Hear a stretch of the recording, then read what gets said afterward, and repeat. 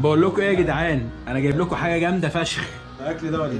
لا يا باشا، دي دوره رمضان. اوبا، دي انفيتيشن، ده فيلد الله فاني فوتبول وابروتش كونسلتنج.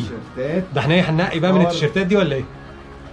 عجبني الازرق حلو، ولا الاحمر؟ الاحمر جميل والازرق جميل، بس احنا كده بقى محتاجين ايه؟ نروح بقى. الناس دي احنا محتاجين لها كده ايه، زياره.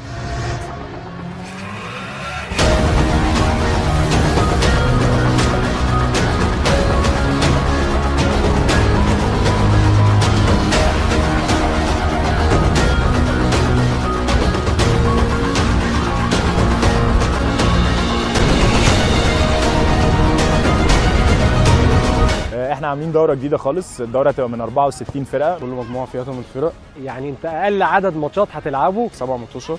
الجوائز بصراحه مغريه جدا. مجموع الجوائز $10,000 وهتاخدهم بالدولار. $5,000 للي في المركز الاول، $2,500 للمركز الثاني، و$1,000 للمركز الثالث. عندنا السنه دي كلها ديجيتالايزد عن طريق ابلكيشن فايند مي فوتبول، فكل الفيكتشرز موجوده على الابلكيشن. هنعمل اناونسمنتس ثرو الابلكيشن، الهايلايتس بتاعت الماتشات هتنزل على الابلكيشن، واي حد يقدر يشوف ماتشاته امتى، ولو حصل اي تغيير بيبقى ثرو بوش نوتيفيكيشنز في الابلكيشن برضه.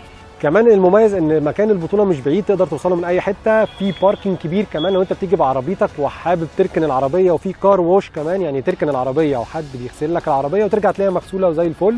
ده غير الكيدز اريا الكبيره اللي انت لو معاك الفاميلي وحابب ان هم يقضوا اليوم معاك، غير انك انت لما بتيجي علشان خاطر تغير فانت بتغير في لوكرز، في شاورز، في ريستورانت جويز ريستورانت اللي عايز ياكل. احنا مثلا في شجع كوره نازلين الدوره واحنا لسه ما عندناش اي توقعات للفرق اللي نازله معانا، هل احنا هنكسب هل هنخسر، بس اللي احنا متاكدين منه ان احنا هنلعب لما هنشبع. طب احنا ايه النظام بقى، هنكسب ولا نبقى حصلت المجموعه؟ اكيد يا غزال احنا داخلين ناخد البطوله.